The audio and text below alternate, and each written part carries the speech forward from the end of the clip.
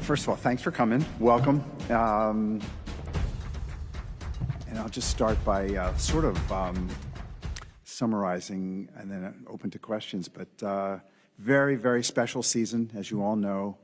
I couldn't be more proud of everybody in the organization. When I said on the stage, you know, I mentioned Nick and I mentioned Howie, just incredible, and their staffs. But you guys follow us, and you know, it truly takes a few hundred people to accomplish this, whether you're talking injury prevention, nutrition, training in every possible way, mental health, locker room, equipment, the business whole operation, servicing the football operation. I mean, it's transportation, dogs involved in the whole operation. It's just one thing, if I had to say, from owning the team, you just don't appreciate. It's so much more than just those you read about. It's just, you need it all. We've got this wonderful, wonderful culture. A lot of people have been there that are just at the top of their game. They're collaborative, and it's a special situation, and led by, you know, some very special people. Nick and Howie, just I can't say enough about them and their staffs, but I just want to highlight it takes so many people. It's sort of like football itself. It takes 53 people or 70 people on the roster. You know, it's, yes, the quarterback, yes, this position and that position, but wow, it's truly that the quality of the 70 or the quality of the 53 is what can create a special season. The other thing I just want to say, I'm really almost never completely speechless, but it reminded me, I mean, it's incredible when you win. It's incredible when you're up on the stage. We all know how hard it is. It's very, very difficult.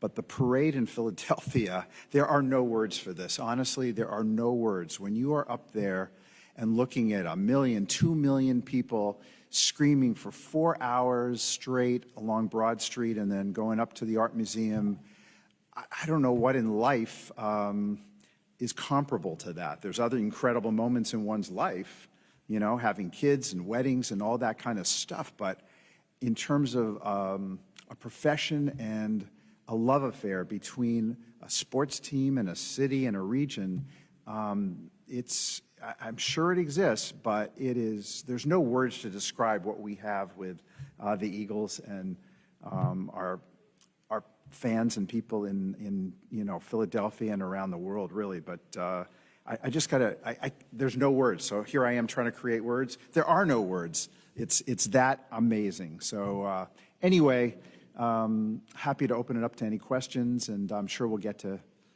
a lot of great stuff. Jeffrey, what do you think of the tush-push bill being moved back to May? Yeah. Why do you think people want to ban the tush-push? Well, you know, the tush-push, they probably will be discussing it in May, so we have to be prepared for every result. I think for everybody, including myself especially, health and safety is the most important thing when evaluating any play. We've been very open to whatever data exists on the tush-push, and you know, there's just been no data that shows that it isn't a very, very safe play. If it weren't, we wouldn't be pushing the tush-push. But I think it's, first of all, it's a precision play. It's very practiced. We devote a lot of resources to the tush-push. We think we have an unusual use of personnel because we have a quarterback that can squat over 600 pounds and an offensive line that's filled with all-pro players. And that combination with incredible detailed coaching with Coach Stoutland has created a play we can be very successful at. There's other ways of gaining that half yard, that yard. There's quarterback sneaks, other types. But we've been very, very good at it. it's a play that's available to every other team in the league, and I think it hasn't been used more than 5 times by almost every team in the league. Buffalo is an exception. And the usage rate has gone down over the last year dramatically in the league. We're still very good at it. We're not as good as we were the year before. We've got to, adapt. So I think for all of us that have followed NFL football over the decades, there's an ebb and flow to offense and defense. And typically one of the great things about professional football is that defenses adjust to offenses and offenses adjust to defenses every year. When we won the Super Bowl a few years ago, we really banked on the RPOs and were very, very successful.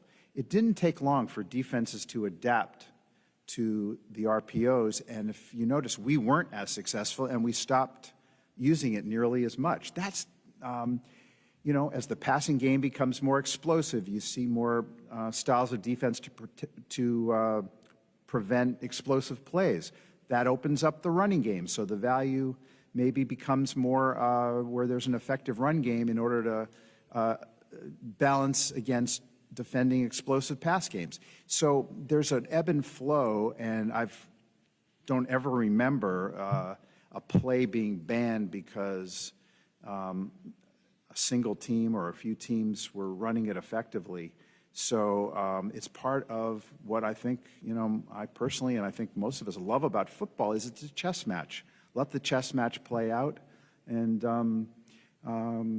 if for any reason it does get banned, we will try to be the very best at short yardage situations, and we've got a lot of ideas there, but I think it's a credit to using our personnel in a way. There aren't that many teams that have 600-pound squat quarterbacks and that offensive line.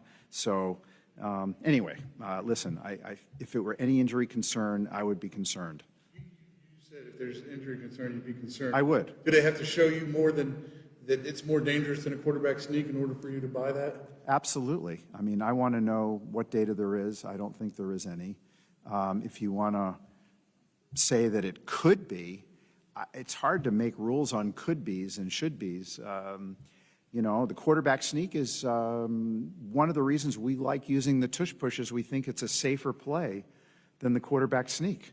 The quarterback sneak, if you talk to quarterbacks about it, there's more spearing going on. They're less protected by players around them. And one of the reasons we got motivated to develop an expertise in this play is it was more protective to the quarterback.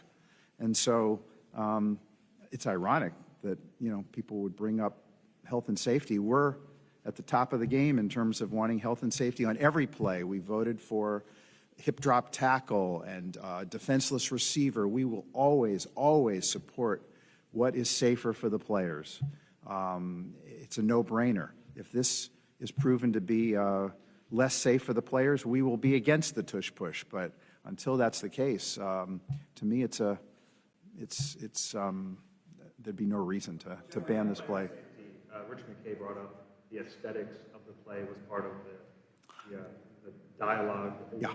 What's your reaction to that? You know what? I remember reading about the forward pass, and they said it really was an odd play that is no part of American football, and so it was controversial when the forward pass came out. I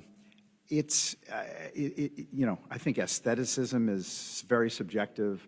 I've never judged whether a play looks okay. Does a screen pass look better than a in route or an out route? I don't know. To me, it's not a very relevant critique that it doesn't look right or something like that. I don't know what looks right. Scoring. We like to win and score. Jeffrey, Howie never acknowledges that he has job security, but obviously he does. Yes. How much do you value organizationally always looking 3, 4, 5 years out, as opposed to other organizations who, as decision makers, might make more short-term year decisions for like job security? Yeah. No. I think. Listen. I'm very big on rewarding those that have done a great job. Howie is as good as it exists in the NFL. I will say better, and we proceed in that direction. We don't announce things, but we proceed in that direction at all times, and that's just the way I like to operate, and it's the way we operate.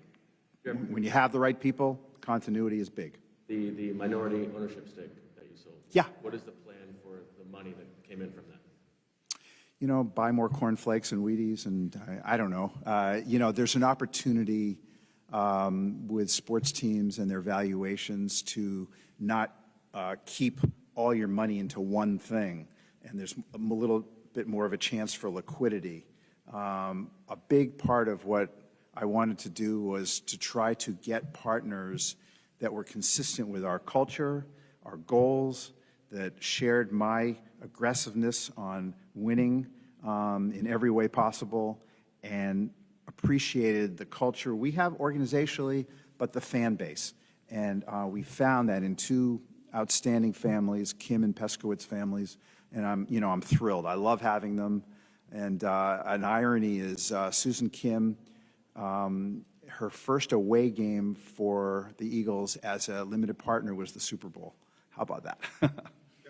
Jeffrey, since free agency started, you guys have lost several really key good players to huge contracts and kind of replaced them with guys on one-year deals and everything. I mean, obviously Howie has a plan for, addressing the holes and everything, but like, what do you tell like a fan base that's kind of like, what's going on here? We want to win, and we want to win big. And the way to win consistently and to win big is to plan for the contracts you're going to have to give to your best young players. And we want to retain our best young players as we're going forward. It's impossible if you draft well to do that. So we want to make sure we're aggressive at being able to sign players early that we think are core players for the future. And in the NFL, the way the salary cap system works is it's based on a certain percentage. So the average team should not have a surplus of players they have to sign. When you're an excellent team, you should certainly have a surplus of players that you have on your roster. So my hope is we will always draft well, we will always have a surplus, and we will always continue to figure out who and what opportunities you need to try to sign players 12 months out, 24 months out, and prepare for that so that you're never in a situation of drafting an excellent young player and preferring to keep him and have no way to keep him. So the situation Howie and Nick, they've done an outstanding job of drafting and developing. And, I think we're all really excited about the players that are going to be playing. That Milt Williams, excellent young player. Josh Sweat delivered so much for us. These are the kind of players that in the salary cap system, and you're a really good team, you better be prepared for what's next. And so we want as many draft choices as possible, and we want as much salary cap space as possible to plan for who we're going to have in the core now, 12 months from now, 24 months from now. So the goal is win big, and that's really the theory behind the whole thing, and I trust Howie. On that subject, Yeah. You guys have spent more cash Yeah. than most teams, and in terms of the void years coming up, Yep. significantly more than most teams. How is that factored into some of the perceptions of a budget crunch? Yeah, no, it's inevitably you're going to spend as much as every other team. But yeah, our cash over cap has been high, and it's continuing that way. I only know one way, so there's no implications of that at the moment. And all these decisions are strictly how to win big. How to replace players that you're going to have to sign players that are excellent young players in their prime. And so that's, if you want to win big, you better plan ahead. So you're saying the letting guys walk in free agency and then signing guys to just 1 year kind of low cost deals is more has to do with the future contracts than you have to do Totally. than it does with all the cash that you. Oh, yeah, totally. It has all to do with re-signing your best young players in their prime. That's the entire goal there. If you keep paying the market value of every person, every player that becomes a free agent on your team, you will absolutely be unable to sign most of your best young players. So it's so clear that it's kind of a no-brainer. Jeffrey, EJ. where do things stand with potential extension with Nick Sirianni and generally? Say that again. I'm sorry. Where do things stand in terms of a potential extension for Nick, and what stands out about the job that he did? Yeah, superb job. I mean, Nick's going to be our coach, and we don't talk publicly. Never have. You guys, I'm sure, will find out soon enough when that Nick will be our coach going forward, and he's done an outstanding job. When we were 2-2, right? We then proceeded to win. Correct me if I'm wrong. We went 16-1 after that. 16-1, and the one was when Jalen Hurts, we were winning the game, got a concussion. So it's not easy to go 16-1 in the National Football League, 4 of which are against playoff teams, one of which Kansas City Chiefs in the Super Bowl. So outstanding job. Everything that I had hoped for with Nick, he embodies, whether it's connection, intelligence in so many ways, from football intelligence, emotional intelligence, managing of people, hiring of assistant coaches, growth mindset at all times. It's one of the reasons Howie is so good. Incredible growth mindset. Neither are risk averse. These are all the things that we embody, appreciates, and is a big contributor to the culture we have. So everything that I had hoped for early on, identifying Nick as the next head coach, has come to pass, and great to work with, and he has a growth mindset. He'll get better. If you think back to 2018, what perspective do you have on navigating the post-Super Bowl year and years that you did not have then? It's a great question. It's incredibly difficult to repeat, I think, in any sport. You don't see it very often. I think that maybe we didn't plan as well for 1, 2, 3 years out as we are now. Maybe it's just more obvious now. We've got an exceptionally young, both roster and talent level, that's at a very high level. Players that are about to really emerge on the scene that are not necessarily national names. We want to keep as many of those people as possible. Maybe at that stage we kept more in the short run and didn't quite maximize where we'd be 12, 24, 36 months out. So if anything, and I think Howie is just really on top of that, and I do rely on him for roster construction and the ability to plan out what are we going to have to be doing next February. And it's just from experience. It's clear what you guys are doing and what you want to do, but is it difficult to sit here right now and say, hey, we're a better team right now than we were February 9th when we beat the Chiefs, when you lose that many guys? I don't know, Bob. I'd almost like to say that has there been a better NFL team than the 24 Eagles? I don't know. I'd much rather say that. I'm very proud of that. I think we had an incredible roster. I think we'll still go into the next season with a superb roster. We didn't talk last February about Zach Bond and Moro Ajomo, and the list goes on and on and on of Becton and guys like that. I mean, where we stand now, March 31st or whatever, there's no games for 5 months. The strategy of bringing in some players that have potentially great skills and great ability with our coaching staff and our culture to maximize their ability. I don't think we talked much about Zach Bond last year. So we hope to have a few of those amongst all the signees, and 5 months to go. So there's a lot. With Howie, trust me, and I think you know, every day is an excursion in terms of what could be. And there's no games for 5 months. So I think we'll have a very good roster, and you guys can decide how good was that team that you mentioned February 9th. Yeah, Jeffrey, the decision to go ahead. go to the White House Yeah. to celebrate the Super Bowl. Yeah. Can you take us behind the thinking that decision, and then you guys didn't go in 2017, the first time you won the Super Bowl. Right. Maybe any differences as to why you're going.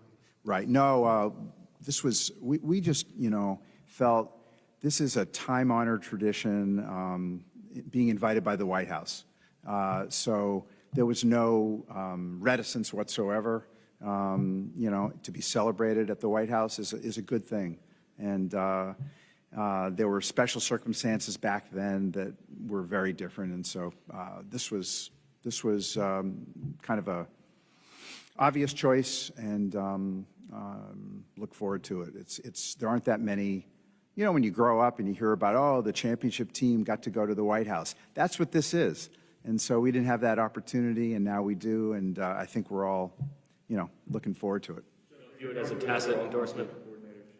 What's that? Another offensive coordinator change you've seen. Yes.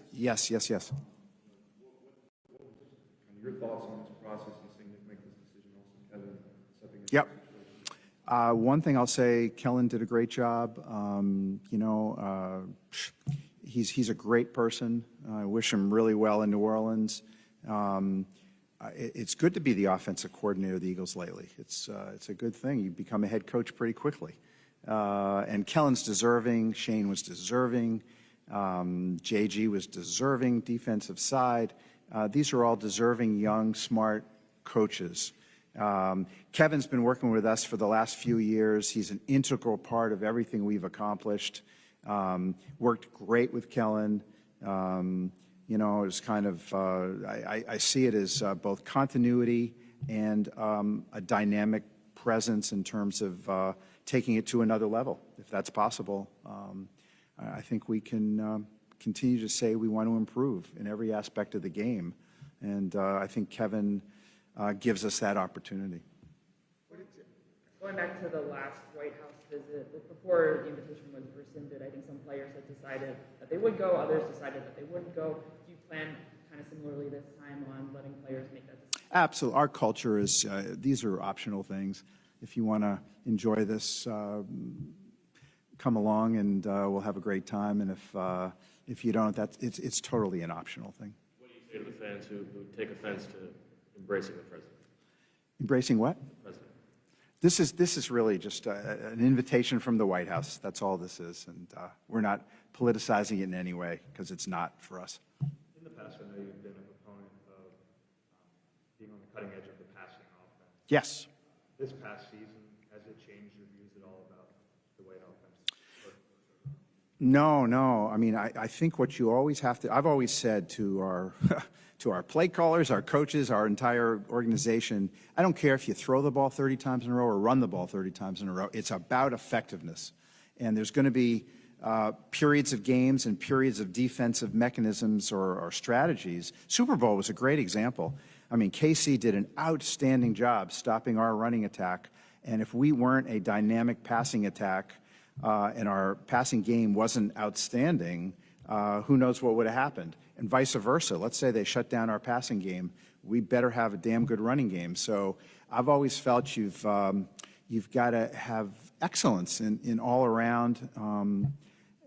It's still a sport where, most teams pass the majority of the time, us included. But I always feel I want us to be great passing the ball, great running the ball, and we were. Exactly. In his retirement speech, Brandon Graham said he planned to go to dinner with you and talk about a role in the organization. Yeah. What do you kind of envision for Brandon and that dinner? Thank you for bringing up BG, because I would have been remiss not. So last year, we said goodbye temporarily to Jason Kelsey and Fletch, and two incredible Eagles. BG, he embodies everything that one can be proud of as a Philadelphia Eagle, as do the others. Outstanding person, outstanding career, You know, I don't have to tell you, you've been around him as much as anybody. Very, very special person and player. So we've always, BG and I, we've always talked about him being part of everything that we're doing forever. And we haven't had that dinner yet, but, you know, BG will be a welcome addition and part of our family forever, and look forward to it. Would it Outstanding. be difficult for you to not have Dallas Goedert here? What's that? Would it be difficult for you to not have Dallas Goedert here? And when you lose some of these guys, are they more difficult to digest than others? So, you know what, it's hard for me because I'm so, you know, I think you know, really obsessed with the team, the culture, getting to know the players. You know, I take them all out to dinner from time to time. This is not a distant relationship. And so whether it's C.J. Gardner-Johnson or it's Dallas or it's Milt Williams or whoever it is, we got to do what we think is best for the franchise in terms of winning big. But it's for all of us. These are not names. These are human beings that we really, really have been through battle with, been on the big stage with, and enjoy. And so, you know, no different than Zach Ertz. That was, you know, it's the way it is. You've got to balance it all out. And the one thing is, we got to do what we think is best in terms of roster construction, planning, and winning big. Winning big. Getting back to PG and everything, you mentioned also Fletch and Kelsey. Yeah. Before that, I mean, those are obviously three huge leaders on your team. Are you kind of excited to see like the next generation of who's going to step in? It's a great question. I mean, Lane is already there. Lane is one of those guys with great respect for Lane.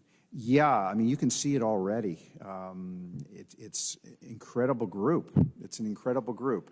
I give the older guys credit for evolving and continuing that, but the young group is both exceptionally talented and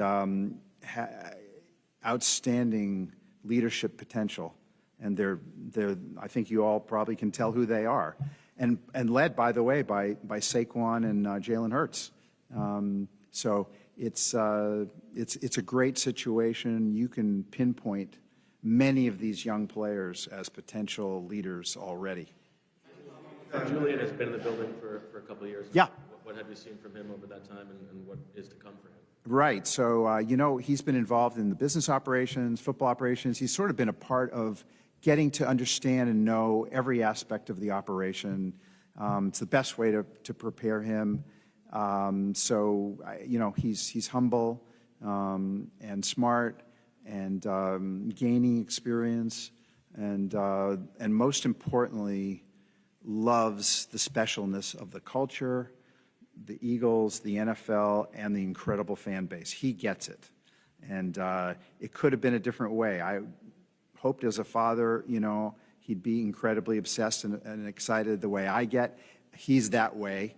And yet he grew up in Philadelphia, unlike me, so he has a real appreciation for the fan base and the region. So, but you know what? I think I'm still a young kid, so I don't want to go further than that. I'm sorry, if I can follow up on something you said. You said that this team might be the best in football history. No, I didn't say that. What I'm saying is it was a damn good team. But I imagine that's not something you thought on a win. What made you feel that way? You know what? It just roster-wise, incredibly capable, very well coached, all sides of the ball. Really, hard to pinpoint a weakness. And then the way it dominated the championship game in the Super Bowl. There's been some other teams. It's right up there, I think, with those teams. That's something for you guys and everyone else to decide, not me. It's just, you know, we just experienced, you know, a major win against Washington and a major win against the Chiefs, and so those were not close games. I mean, beat Andy. Zach Bond seemed to be a surprise financial dominant for you guys. I mean, in the event of going aggressive and trying to re-sign players, Yep. you guys have re-signed players in the middle of the season before, and this time. Yep. You know, led to that, or? That's a better question for Howie in terms of timing, but Zach Bond was his number one priority and our number one priority in the offseason. And no matter what, we wanted to re-sign Zach. I thought it was a real key thing. But better to ask Nick and Howie. Need to beat Andy. To beat Andy, beating a good friend. Well, he beat us, so you know what? What I will say is 2 years ago, we've probably internally talked about the frustration of not winning that game. Maybe you could even call it, to use maybe a stronger word, bitterness or whatever, not towards Andy, but towards some of the things that played out in the fourth quarter in that game. So we held on to a lot of that, probably played to our benefit this year. But there was all of us feeling that that was an incredible missed opportunity, and a feeling that there was a Super Bowl there to be taken. So Andy, as you know, we have got a great relationship. Enjoyed spending some time with him last night. I just have nothing but respect for this first ballot Hall of Fame coach, and he epitomizes everything that I think the NFL is all about in terms of outstanding head coaches and his strategy. We're able to defeat his offensive strategy. Credit to all of our coaches and players. Spags, outstanding defensive coordinator. There's that wonderful relationship we still have with those people, and of course, it's great to beat them. They're a great team. If I might follow up earlier, Sure. finding that to Howie on those things, why is that something you leave up? I just think we've got the best general manager in football. He thinks every day about roster construction, who to re-sign when, the psychological impact on a team of picking out one player in the middle of a season versus being able to, wait. It's a benefit analysis, cost-benefit analysis. He felt it was better to wait until after the season. Didn't mean that we weren't, and he especially wasn't talking to Zach, throughout. But when you have somebody that you rely on as top-notch in his game, Howie and his staff, that I rely on those people. I don't make those decisions. Where do things stand in terms of his future? Who's that? Howie. Very stable and secure. How long is he signed? We never talk about it. A long time. You mentioned at 2-2, you guys went 16-1 after that, but the players and coaches talk about that bye week, like the changes that were how productive it was. From your perspective, there was a lot of criticism there for Nick, and what do you remember about that time, and what do you think catapulted you guys to then going 16-1? So, Elliot, if I could bottle that, I don't know the answer personally. I would just say that collectively, everybody knew, I think the roster that we had, and to be 2-2 with that roster at that time didn't feel right. And so there's a self-evaluation on everyone's part, coaches, players. What is preventing us from being the team that we just expected to be? And I think it was a combination of a lot of growth-minded players and coaches and everybody. Why, yeah, I think that was good timing, and it was put to great use. But a lot of it's resilience, toughness, connectivity, unselfishness on the players, humility, all that kind of stuff evolved to make that possible. Because you can say we're not as good as we should have been, blah, blah, blah. You got to have all those qualities to max out. And so that's what happened. We maxed out. As the owner, how was the second Super Bowl different than the first? It was more relaxing in the fourth quarter, for one. A lot more relaxing. Two incredible. It's hard to compare. The first one is the first one that's just, it's incomparable, your first one. But the second one was sort of incredibly gratifying because you feel you have the team you have and you were able to hit on all cylinders. in a way in which it was just, you know, incredibly gratifying. So they're both, you know, extraordinary experiences in one's life when you know, devote your life to this existence in the NFL and football, and incredible. And, you know, but now I got to say, an interesting sort of look at oneself. I feel like I'm just as hungry, if not more now, for a third. It's you know, ever since the parade, I don't know that there's been one day where, you know, we're not discussing something that's in terms of the planning process to try to get a third. It's just it's nonstop. Now maybe June, July, there's less one can do, but I find myself, it's a burning desire to get that third, and we'll go from there. That's really, it's an obsession. Maybe it's not healthy, but I think it's worthwhile. What is it like for the players and coaches and even GMs talking about legacy? Yeah. It's important to them. Is that something that you've given thought to about yourself? You know, I don't give myself any time to think about that, honestly. It's going to get, I suppose, determined by others. But I'm someone that actually sort of self-determines. I don't look to sort of outside voices and reputations and all that kind of stuff. Legacy, I just rather focus on getting that third, honestly. I don't think that way. I'm proud of the culture we have more than anything. I'm proud of everything we've accomplished. It's so hard, but no, I just don't think that way. Is there at least some pride in being here among the other owners? Yes, there is. There is, Bo. You know, you did some things right. Let's put it that way. I know our effort is always there. There's no shortage of wanting to win on any of our part at all. But yeah, you walk through and you know how hard it is, and everyone's congratulating you, and it is a good feeling. All right, great note to end on. Thank you. Thank you. It's cool to be the goal.